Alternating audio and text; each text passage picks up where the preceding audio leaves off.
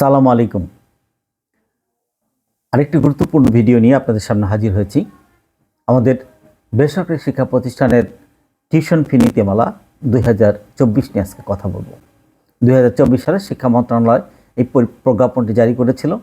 সেখানে বলা হয়েছিল যে আমাদের শিক্ষা প্রতিষ্ঠানগুলি, বেসরকারি শিক্ষা প্রতিষ্ঠানগুলি, এমপিও এবং নন এমপিও প্রতিষ্ঠান কোন খাতে কত টাকা ফি নিতে পারবে সেই বিষয়টি বলা হয়েছিল। শুধু টিউশন ফিটা নির্ধারণ করা কথা ছিল জেলা পর্যায়ে বা আমাদের মহানগর পর্যায়ে, আর সকল ফি আমাদের শিক্ষা মন্ত্রণালয় ঠিক করে দিয়েছিল। মহানগরী পর্যায়ে এই টিউশন ফি ঠিক করার জন্য একটি কমিটি ছিল।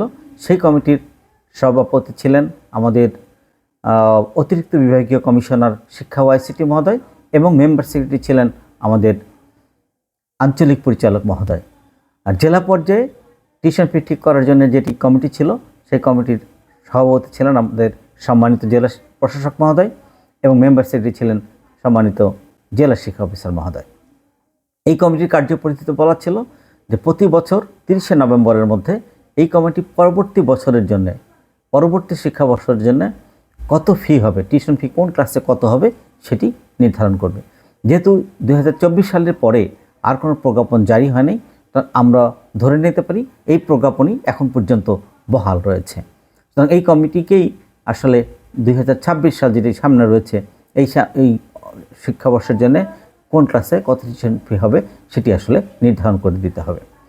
এই প্রজ্ঞাপনের আরেকটি গুরুত্বপূর্ণ বিষয় হলো যে শিক্ষা প্রতিষ্ঠান এখন ইচ্ছা করলেই আর একটা খাত তৈরি করে ফি নিতে পারবে না।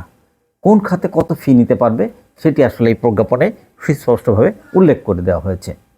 যেমন বলা হচ্ছে পরীক্ষার ফি কত নিতে পারবে।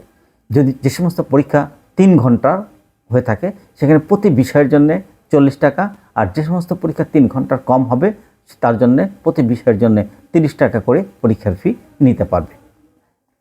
এর বাইরে বলা হচ্ছে মুদ্রণ ফি। মুদ্রণ ফি বিভাগীয় পর্যায়ের জন্য, অর্থাৎ আমাদের মহানগরের জন্য 200 টাকা, আমাদের পৌরসভার জন্য 200 টাকা, আমাদের গ্রামীণের জন্য এটি 200 টাকা নির্ধারণ করা হয়েছে। টিফিন, এটি আসলে সবার জন্য না, যারা টিফিন দেয় সেই টিফিনের ক্ষেত্রে বলা হয়েছে যে আমাদের মহানগরীর ক্ষেত্রে 150 টাকা, পৌরসভার ক্ষেত্রে 150 টাকা, গ্রামীণের ক্ষেত্রে এটি 100 টাকা। একই রকমভাবে ম্যাগাজিন, এটি ঐচ্ছিক, যদি ম্যাগাজিন প্রকাশ করে তাহলেই শুধু ম্যাগাজিন ক্ষেত্রে নিতে পারবে। সেটা হলো যে এটা বার্ষিক 75 টাকা করে সকল স্তরেই এটি নেওয়া যাবে। ক্রীড়া ফি আমাদের বলা হয়েছে বার্ষিক, মহানগরীর ক্ষেত্রে এটি 150 টাকা, পৌরসভার অর্থাৎ জেলা উপজেলার যে পৌরসভা তারাও 150 টাকা, আর গ্রামীণ প্রতিষ্ঠানের ক্ষেত্রে বলা হয়েছে এটি 100 টাকা নিতে পারবে। সাংস্কৃতিক বিতর্ক প্রতিযোগিতার যেটি রয়েছে এটির জন্য আসলে 3 স্তরেই 75 টাকা করে নেওয়া যাবে।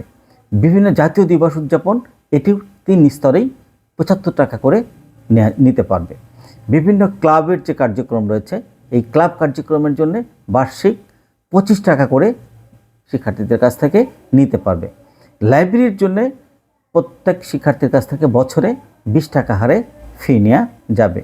কল্যাণ তহবিলের জন্য প্রত্যেক স্তরেই শিক্ষার্থীর কাছ থেকে বছরে 25 টাকা করে নেওয়া যাবে।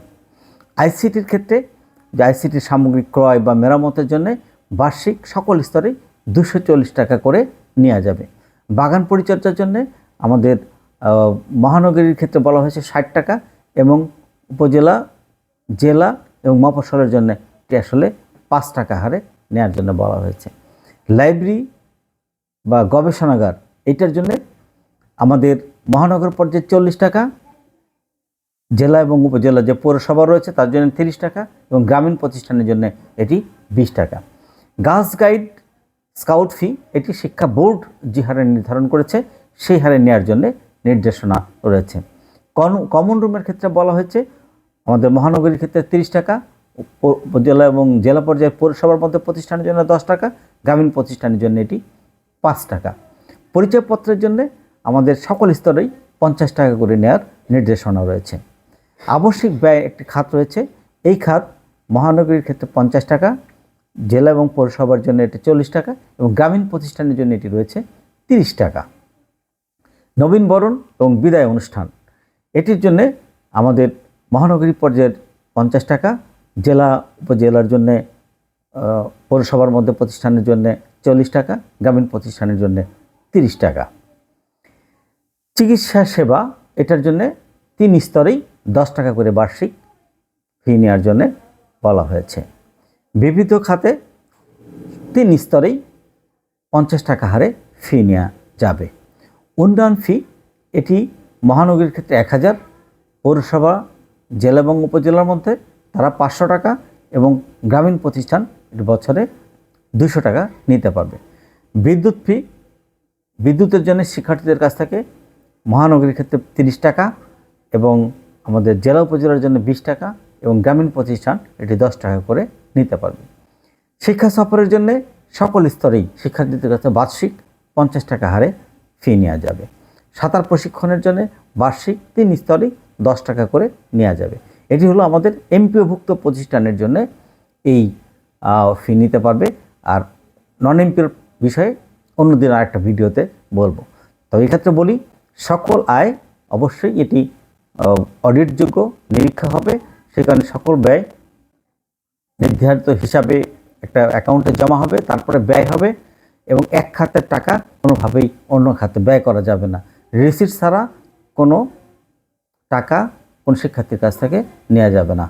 এইসব বিষয়গুলি আশা করি যে আমাদের শিক্ষা সংশ্লিষ্ট আমাদের শিক্ষক, শিক্ষার্থী এবং অভিভাবকদের জানা প্রয়োজন, সে কারণে বিষয়টি আলোচনা করলাম। আশা করি যে আপনারা উপকৃত হবেন। সবাইকে ধন্যবাদ। আসসালামু আলাইকুম।